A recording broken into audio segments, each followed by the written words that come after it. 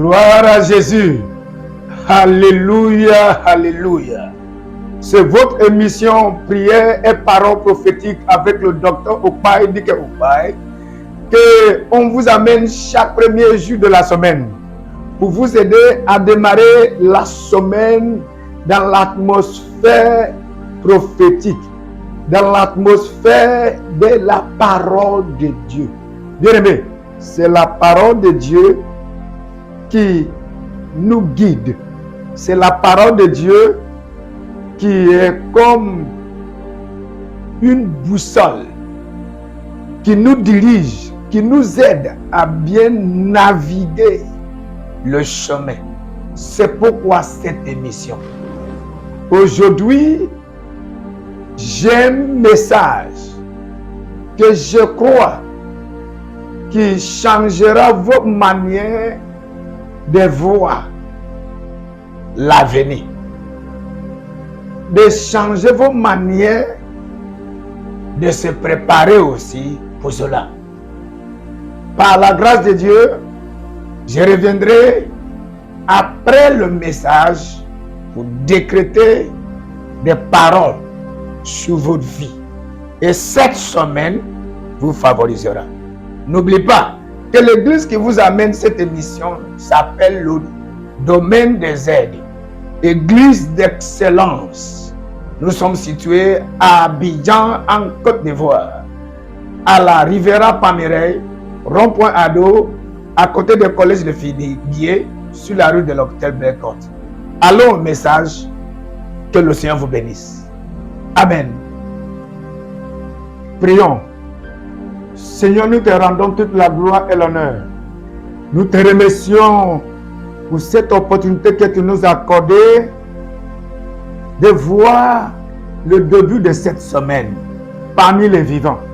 Seigneur, nous ne sommes pas mieux que ceux qui sont morts, mais par ta grâce, tu nous as préservés afin d'accomplir ton but dans notre vie. Père, ce matin, en tant que ton serviteur, je n'ai aucune parole qui vient de moi-même. Je prie pour que tu m'utilises pour impacter, pour toucher, pour réveiller celui-là qui est en train de dormir, pour enseigner la connaissance et la sagesse à ton peuple. Satan, je te lie et je te débarrasse de l'émission d'aujourd'hui. Saint-Esprit, fais ce qu'aucun homme ne peut faire. Que ton nom soit glorifié au nom de Jésus. Amen. Oui, chers auditeurs, auditrices, que le Seigneur vous bénisse. Ce matin, avant de démarrer la semaine, avant de sortir pour aller chercher quoi à manger, avant de commencer à être engagé dans les activités de cette semaine, il y a quelque chose que le Saint-Esprit mérite que vous sachiez. Il y a la connaissance que Dieu mérite que vous aviez.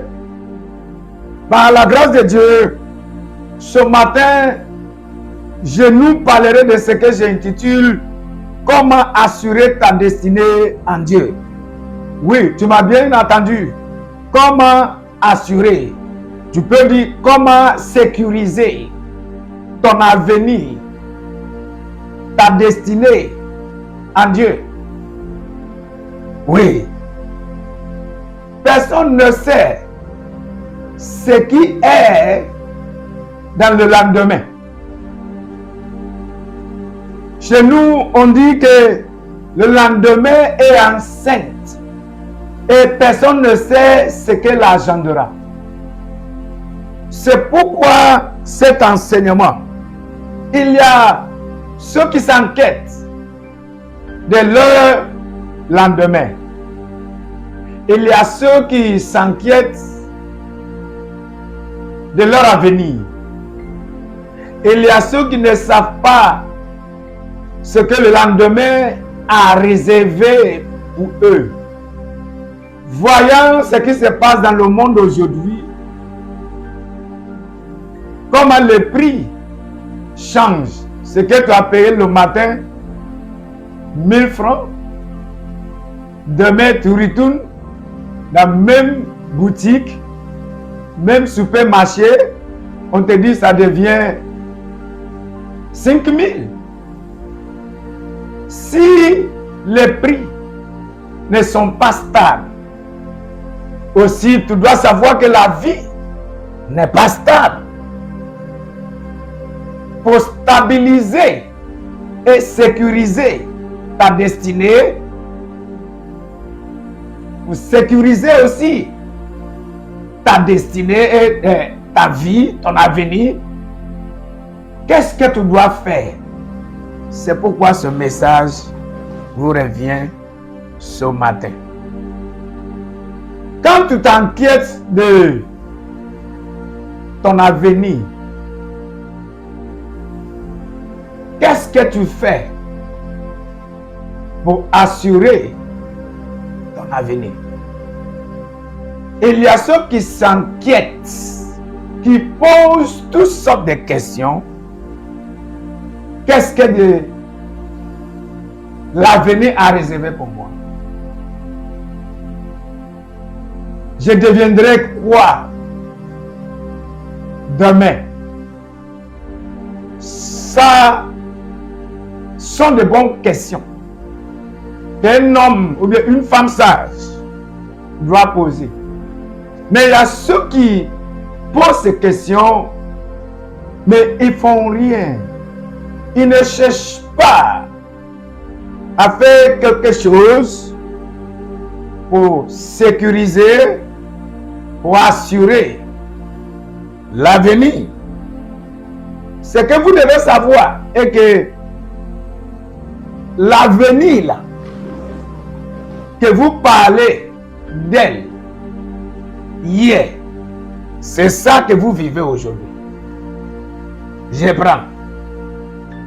L'avenir dont vous parlez des années passées, c'est ça que vous vivez aujourd'hui.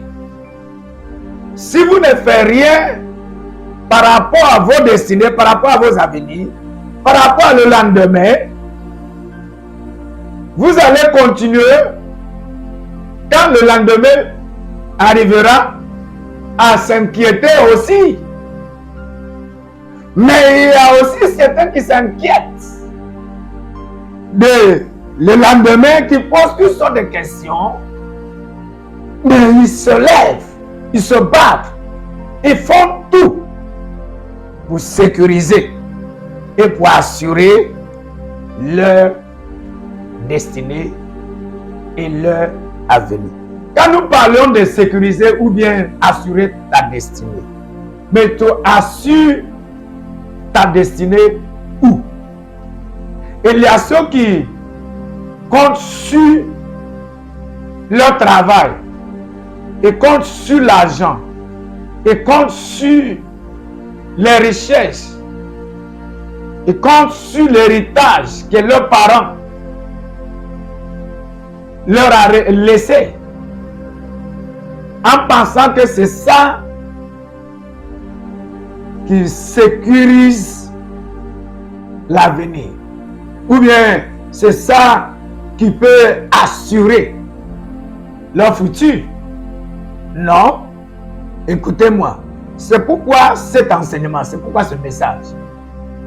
Croyez-moi, si tu peux bien suivre cet enseignement, à la fin, tu comprendras pourquoi tu ne dois pas croiser tes bras, pourquoi tu ne dois pas compter sur l'argent seulement, tu ne dois pas compter sur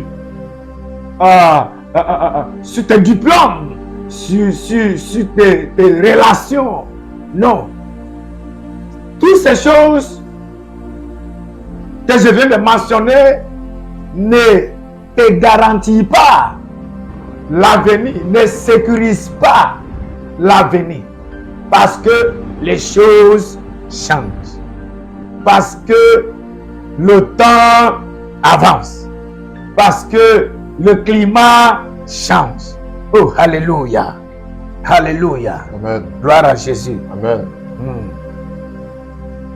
Nous allons continuer. Mon fils, donne-moi le livre de Matthieu chapitre 20, et tu lis à partir de verset 20 jusqu'à verset 23. Nous allons bien apprendre quelques leçons de ce verset parce que c'est très important. Allez-y. Alors la mère des fils de Zébédée s'approcha de Jésus et ses fils et se prosterna pour lui faire une demande. Allez-y.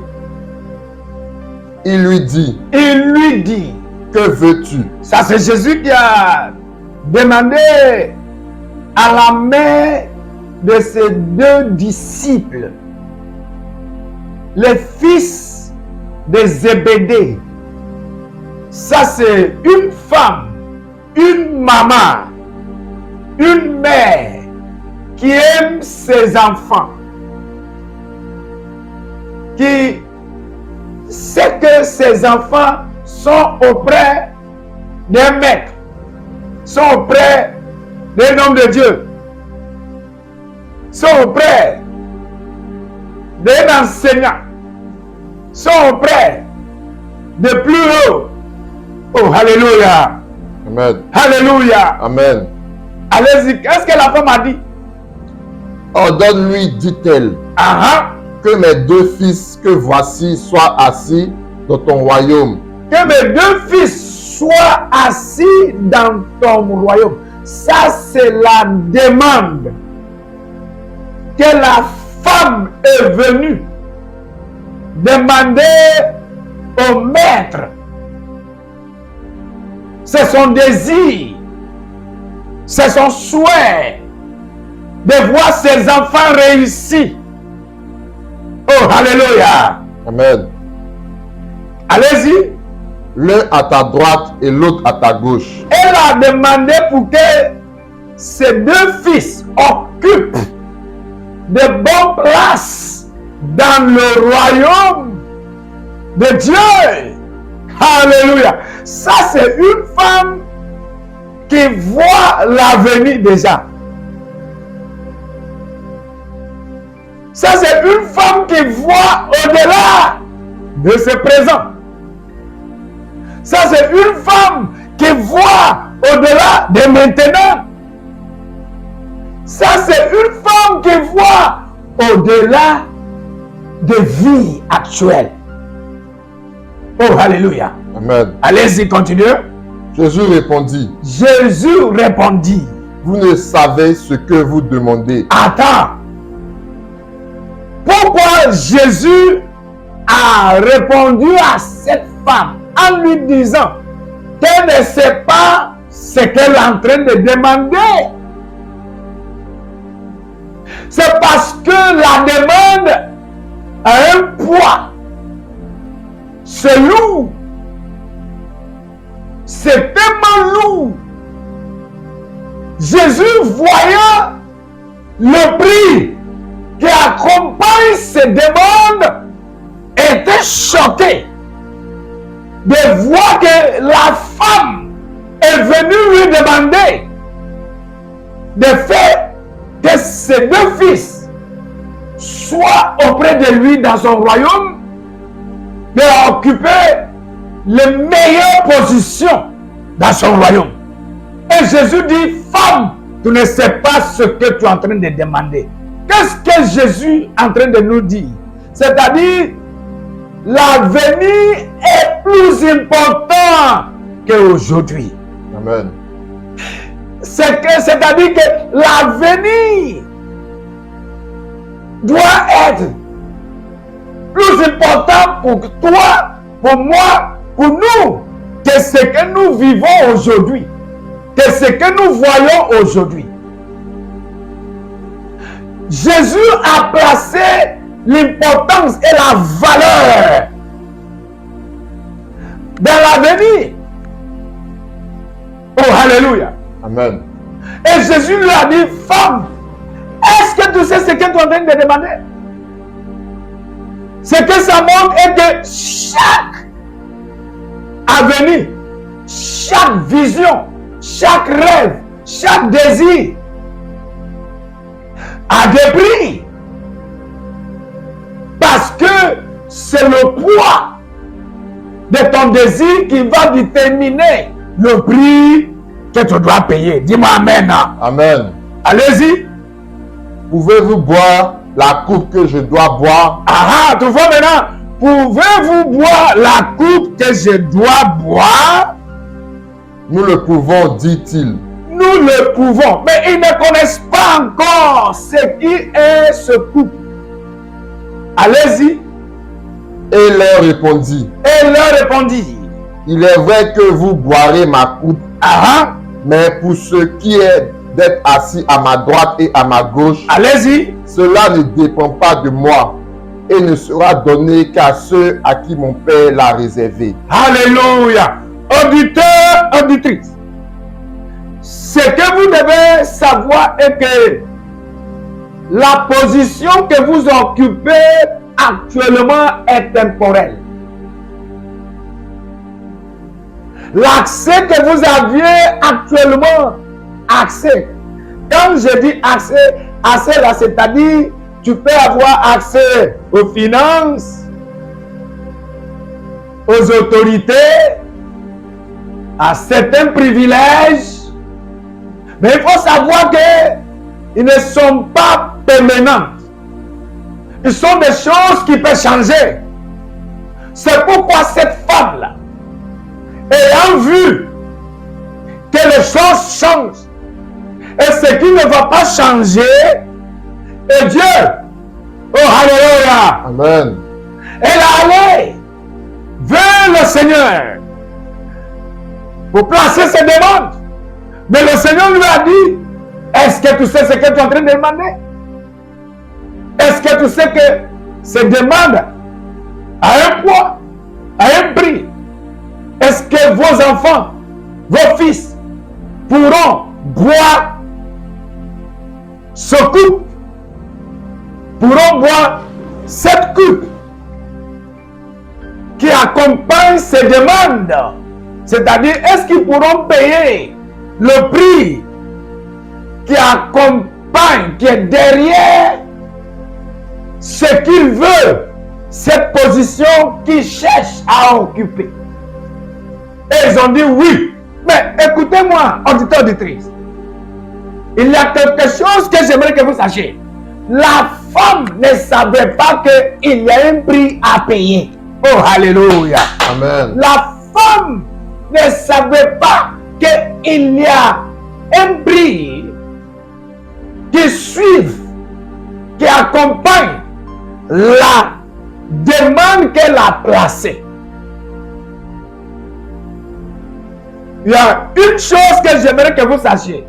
Aussi, cette chose est que le trône est glorieux. Le trône est rempli de gloire. C'est intéressant. C'est impeccable. Alléluia. Amen. Mais tu peux voir le trône. Dieu peut te faire voir le trône. Dieu peut te faire imaginer, rêver, désirer l'avenir, ce que vous voulez devenir. Tu peux rêver. De rêver est gratuit. C'est donné à tout le monde de rêver. Le trône est glorieux, mais la coupe est cachée. Amen. Dieu ne te manque pas la coupe, mais il te montre le trône. Il te montre la gloire du trône. La femme a imaginé comment l'avenir de ses enfants, de ses deux fils, va être si les deux sécurisent leur position en Jésus, dans le royaume de Dieu. C'est pourquoi elle allait. Mais elle n'a jamais imaginé. C'est la même chose qui se passe dans le monde d'aujourd'hui. Les gens rêvent, les gens aspirent, les gens désirent, les gens souhaitent.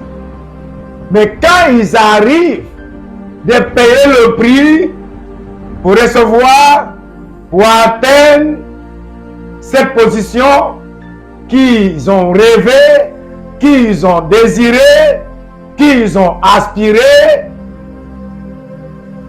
ils ne pourront plus. Ils ne pourront pas. Parce que la coupe est amère. Le trône est doux. Le trône est glorieux. Mais occuper des positions t'aborde, t'accorde certains privilèges que tu peux jouir en tant qu'un occupant de ces grands postes, de ces grandes positions. Quand tu te sens bien placé, waouh, c'est un pouvoir. Alléluia. Amen. Alléluia. Amen. Mais tu peux imaginer ça? C'est ce que la femme a imaginé, elle et ses enfants. Mais ils ne savent pas qu'il y a la coupe qui est amère, qui est douloureuse, qui accompagne ce qu'ils ont demandé. Donne-moi le livre de Luc chapitre 16. Nous allons voir cette écriture. Nous allons voir ce qui se passe là pour pouvoir tirer certaines leçons. Allez-y. Jésus dit à ses disciples. Jésus dit à ses disciples. Un homme riche avait un économe.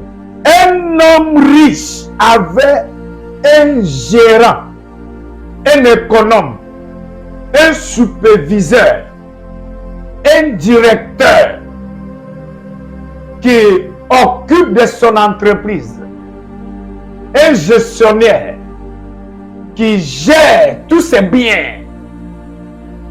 Le monsieur a investi, mais il a établi son entreprise. Mais ce n'est pas lui qui gère. Il est un investisseur. Il a employé le service d'un gérant et lui a confié son entreprise de gérer. Allez-y. Un homme riche avait un économe qui lui fut dénoncé comme dissipant ses biens. Ah. Il l'appela. Il l'appela. Et lui dit. Et lui dit. Qu'est-ce que j'entends dire de toi? Qu'est-ce que j'entends dire de toi? Allez-y, mon fils. Rends compte de ton administration. Attends, reprends ça. Rends compte de ton administration. Reprends ça. Rends compte de ton administration. Auditeur, auditrice, vous savez maintenant que le moment arrivera que chacun doit, que chacun va rendre compte de ce qu'il a fait avec son temps, de ce qu'il a fait avec sa vie. Il y a ceux qui pensent que oui, Dieu m'a donné ma vie gratuitement.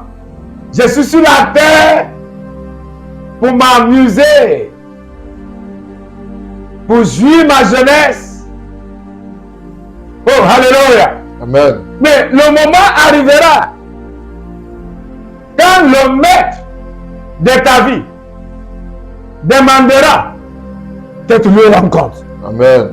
De la manière dont tu as géré ta vie, de la manière dont tu as géré la vie qu'il t'a donnée.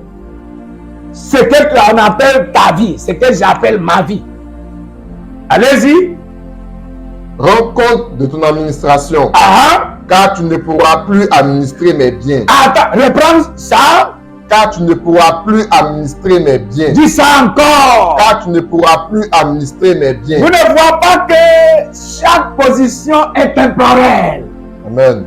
Tu peux occuper une position aujourd'hui, mais ce ne sera pas à perpétuité. Amen. Mais ce qui fait la différence entre le cas de cet homme et le cas de la mère de deux fils de Zébédée est que ce que la dame cherchait est éternel. Mais pour celui-là est temporel. Dis Amen. Amen. Le cas de cet homme, de cet administrateur, est temporel. Amen. Mais ce que la mère des deux fils de Zébédée cherchait est éternel. Amen. Elle cherchait à occuper une position qu'on ne changera pas. Amen. Une position que ses enfants vont occuper à perpétuité, à l'éternité et à l'éternité. Amen. Alléluia. Amen. Allez-y, continuez de lire. L'économe dit en lui-même, L'économe dit en lui-même, que ferai-je que ferai-je puisque mon maître m'ôte l'administration de ses biens? plus que mon maître monte l'administration de... Parce qu'il est sur le point de faire quoi? Sa position, ses privilèges, son autorité. Je reprends. Il est sur le point de perdre. Je n'ai pas dit qu'il est sur le point d'être honoré. Il est sur le point de perdre. Auditeur, auditrice, frère, sœur, qui est en train de me suivre. Il y aura un moment que tu vas rendre compte. Il y aura un moment que la perte devient certain. Il y aura un moment que ce que vous êtes en train de faire actuellement, la position que vous occupez actuellement, le travail que vous faites, que vous êtes en train de faire actuellement, ne sera plus certain. Vous ne serez pas ce que vous allez entendre dans vos lieux de travail demain. Arrivé dans vos bureaux, tu ne sais pas ce qu'ils vont vous dire. Parce que le temps que cet administrateur occupait ses positions, il ne savait pas qu'un jour allait arriver, que le maître va lui dire de lui rendre compte de son administration, de la manière dont il a géré ses biens. Parce que quand tout va bien, tu penses que le lendemain n'existe pas. Amen. Quand tout va bien, tu penses que c'est comme ça que ça va rester à perpétuité. Non. Frères et sœurs, les choses changent. Voici. Quand on est en train de... On te loue. On t'appelle le boss, le patron. Tu soulèves tes poitrines, tes épaules. Voilà, personne ne peut te parler, personne ne peut te conseiller. Tu penses que tu es arrivé. En fait, c'est toi qui déterminera celui qui va marcher ici ou celui qui ne va pas marcher. Mais sans savoir qu'un jour arrivera que tu vas perdre ces positions. Ce qui est arrivé à ce jeune homme lui est arrivé brusquement, soudainement. J'ai pris pour que l'Éternel ne permette pas que vous tombiez brusquement. Amen. Soudainement. Amen. Dans le nom de Jésus-Christ de Nazareth. Amen. Cet homme a vu qu'il était sur le point de tout perdre. Allez-y. Le connasse dit en lui-même, Ah, que ferai-je puisque mon maître m'ôte l'administration de ses biens? que ferais-je plus que mon maître m'ôte de l'administration de son bien parce qu'il était sur le point de tout perdre? Allez-y. Travailler à la terre, Travailler à la terre, je ne le puis. je ne le puis. Mendier, Mendier, j'en ai honte. j'en ai honte. Je sais ce que je ferai. Je sais ce que je ferai. Ça, c'est pas un chrétien. Ça, c'est pas un homme qui connaît Dieu. Selon l'histoire que Jésus-Christ nous a rendue. Allez-y. Je sais ce que je ferai. Je sais ce que je ferai. Pour qu'il y ait des gens qui me reçoivent dans leur maison quand je serai destitué de mon emploi. Ça, c'est un homme, un païen, qui est en train de penser à son avenir. Il est en train d'essayer de sécuriser, assurer son futur. Il est en train d'essayer de remédier, sécuriser son lendemain. Qu'est-ce qu'il a fait? Allez-y. Et faisant venir chacun des débiteurs de son maître, il dit au premier, combien dois-tu à mon maître? Combien dois-tu à mon maître? 100 mesures d'huile, répondit-il. Allez-y. Et il lui dit, prends ton billet, assieds-toi vite et écris 50. Mais il devait combien? 100 mesures d'huile. Mais il lui a dit d'écrire combien? 50. Allez-y. Il dit ensuite à un autre. Il dit ensuite à un autre. Et toi? Combien dois-tu? 100 mesures de blé. 100 mesures de blé. Répondit-il. Et lui dit, prends ton billet et écris 80. Ce que tu es en train de me dire là me ressemble à une corruption. Mais la question que je me posais avant que le Saint-Esprit m'ouvre mon intelligence pour me montrer ce que je suis sur le point de partager avec nous, j'ai pensé que c'est la corruption. Qu'est-ce que Jésus est en train de nous enseigner? Est-ce que Jésus est en train de nous encourager, d'être engagé, d'être impliqué dans la corruption? Non! C'est pas ce que Jésus veut que nous pratiquions. Allez-y. Le maître loua l'économe infidèle de ce qu'il avait agi prudemment. Allez-y. Car les enfants de ce siècle sont plus prudents à l'égard de leurs semblables que ne le sont les enfants de lumière. Alléluia. Attends. Ce que Jésus est en train d'essayer de nous dire est que si cet homme païen peut se réveiller, voyant qu'il était sur le point de perdre sa position, son autorité, ses privilèges, et il a agi en sorte, ou bien il a agi de sorte que si dans le cas que finalement il a perdu, ou bien il perd son emploi, son avenir, ceux-là qu'il a aidé pendant qu'il a occupé des positions, cette position, vont le recevoir. Amen. Le maître, Jésus voyait ça comme une pratique sagesse. Que la sagesse que le monsieur en question a déployée, pas les actes actuels que Jésus est en train de faire quoi? De nous enseigner, non, ou bien de nous encourager. Il est en train de... L'Écriture veut nous dire, l'Écriture est en train de nous dire que de se concentrer de la manière dont cet homme a pensé de sécuriser, de assurer son avenir.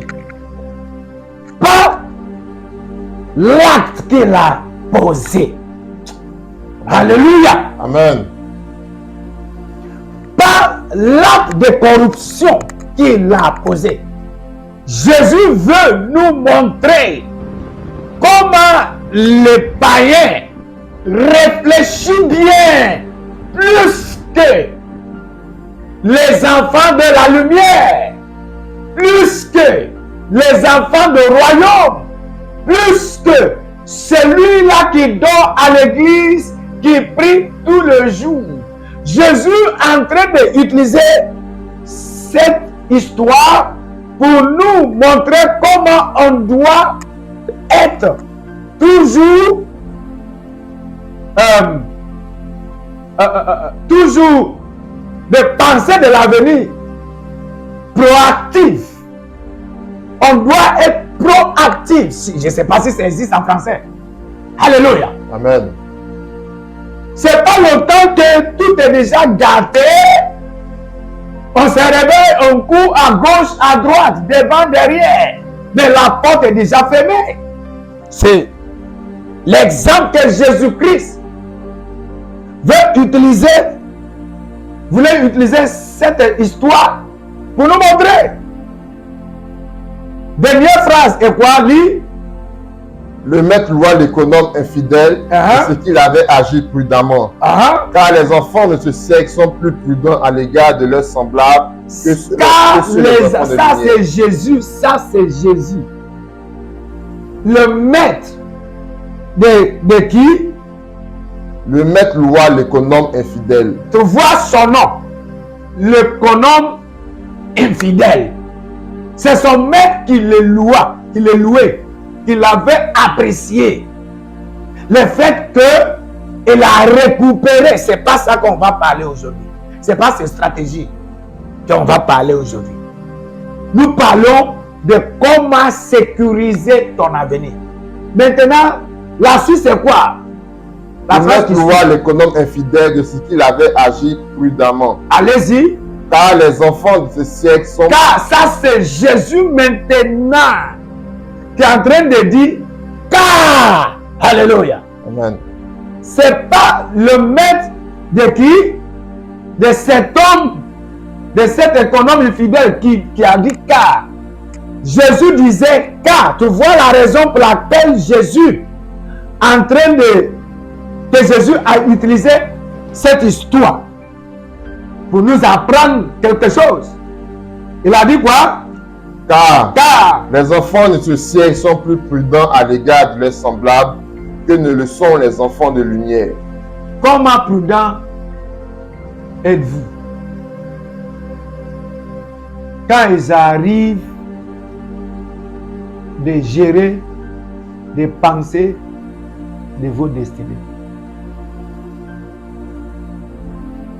Comment prudent as-tu quand ils arrivent, ou bien quand il s'agit de la gestion du temps, quand il s'agit de respecter le rendez-vous, quand il s'agit de manager, gérer ton foyer, gérer tes relations. Tu vois, non? Les enfants de ce siècle, de monde, sont plus prudents. Ils respectent le temps. Ils respectent le rendez-vous.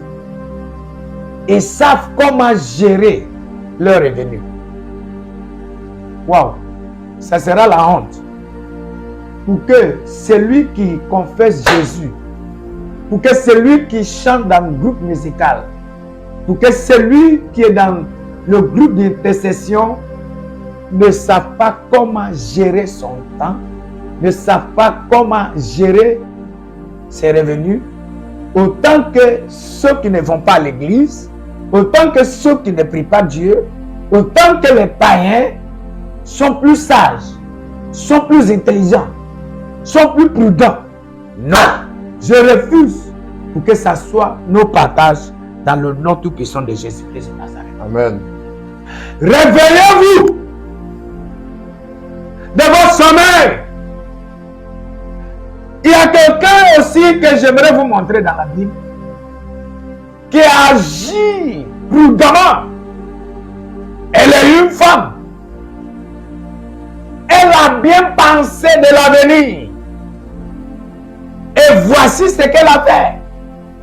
Et tous ses actes lui a garanti, sécurisé, assuré une bonne avenir. Allez-y. Donne-moi le livre de Romains chapitre 16, versets 1 à 3.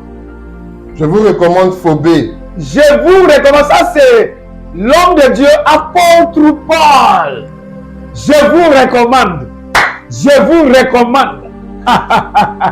Ça, c'est apôtre Paul qui est en train de faire la cour d'une femme. D'une femme. Oh, alléluia. Amen. Qui peut te recommander? On recommande pas tout le monde. Il y a quelque chose qui provoque la recommandation.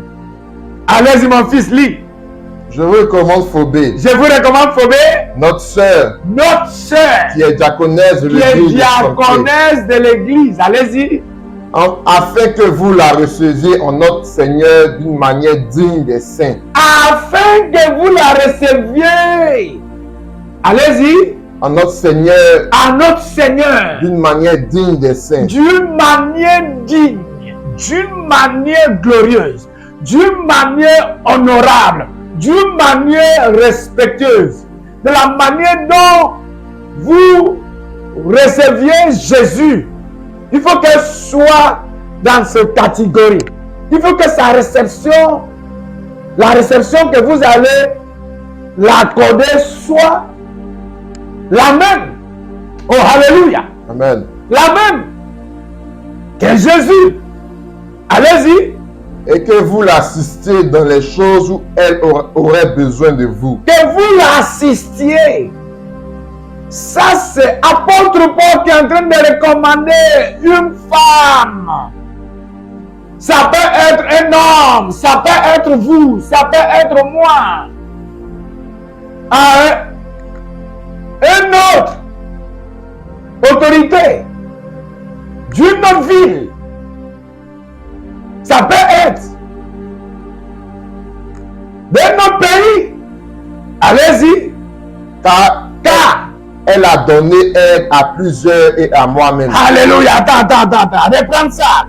Car elle m'a donné aide à plusieurs et à moi-même. Alléluia.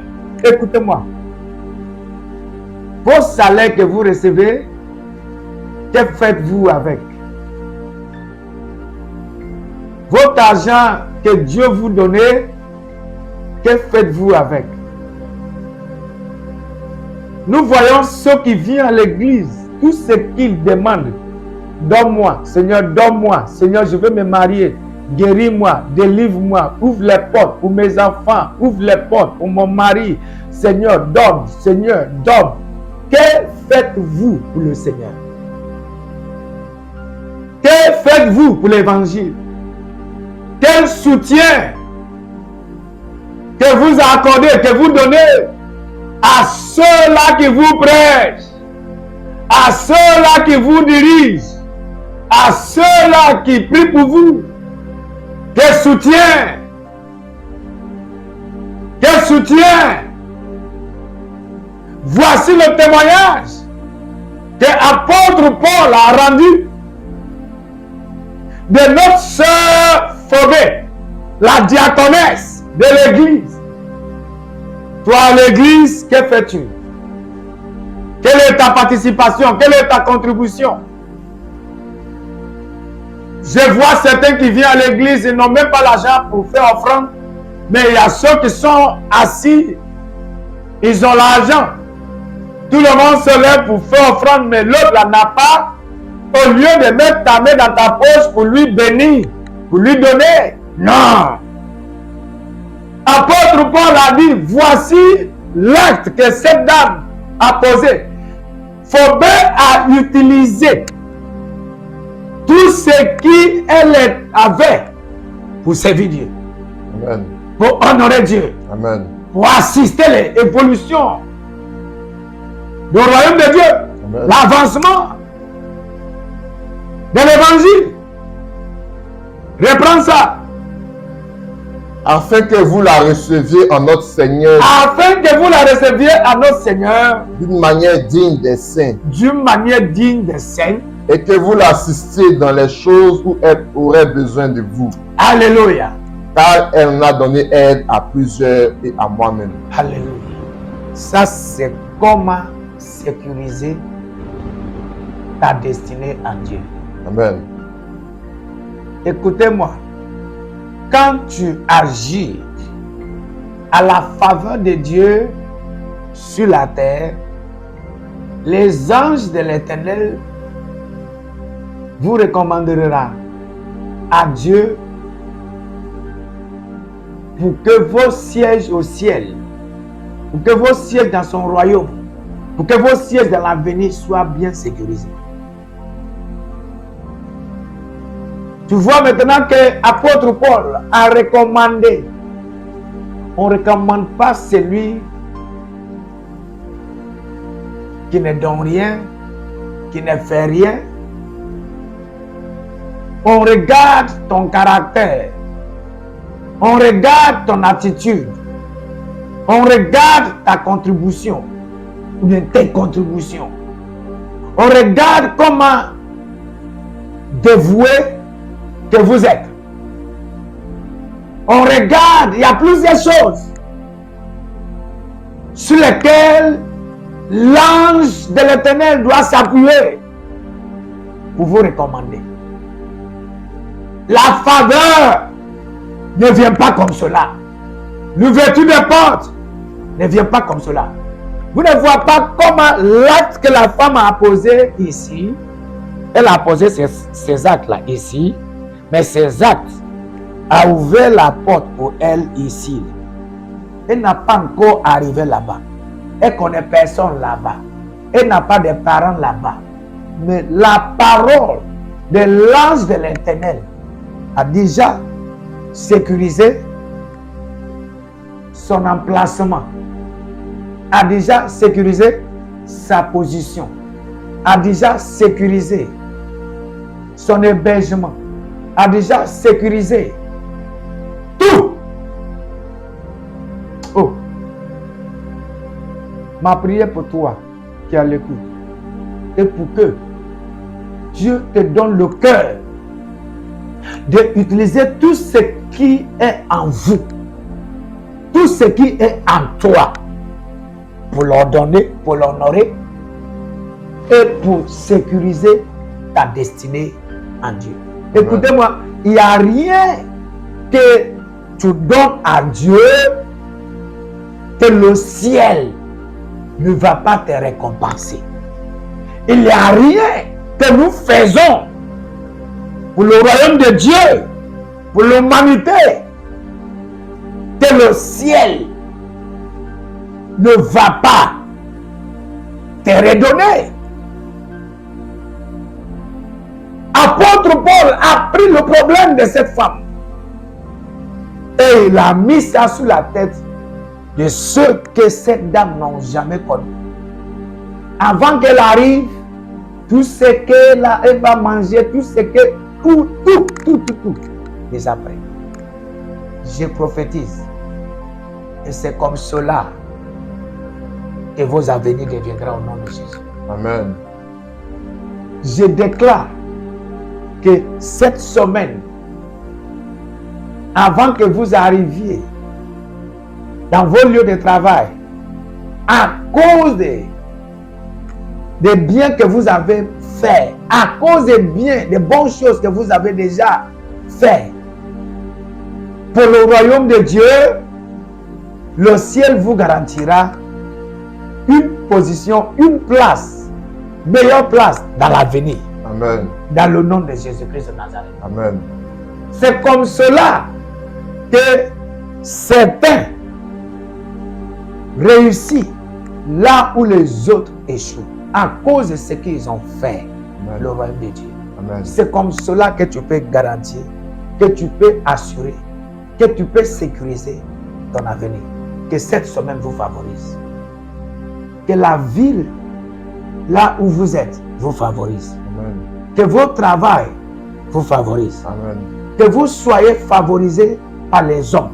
Amen. Que vous soyez favorisés par le ciel. Amen. Que vous soyez favorisés par Dieu. Amen. Dans le nom tout-puissant de Jésus-Christ de Nazareth. Quand les autres pleureront, disant, le pays est dur, tu ne pleureras pas. Tu riras, le pays est en train de me favoriser. Amen. Que ça soit vos partages. Amen. Je décrète cela. Amen. Dans le nom de Père, Amen. de Fils Amen. et de Saint-Esprit. Amen. Amen. Par rapport à ceux qui n'ont pas encore abonné, faites-le maintenant.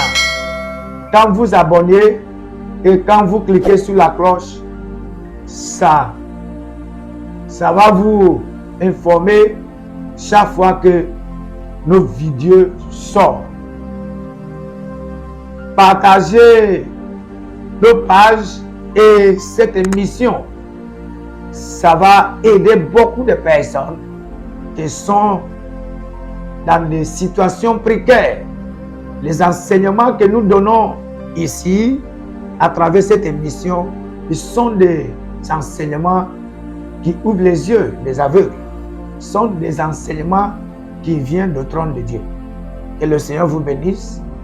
Par rapport à ceux qui veulent prendre le rendez-vous pour rencontrer l'homme de Dieu qui est ma personne, faites-le en utilisant les numéros qui affichent sur l'écran. Par rapport à aussi ceux qui veulent venir nous rejoindre pour faire le culte, venir faire partie de l'église, le domaine des Aigues, faites-le.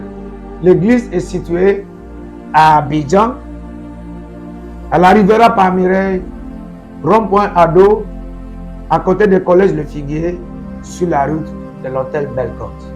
On sera ensemble la semaine prochaine. Que cette semaine vous favorise au-delà de ce que vous pouvez penser ou imaginer. Amen. Shalom. Amen.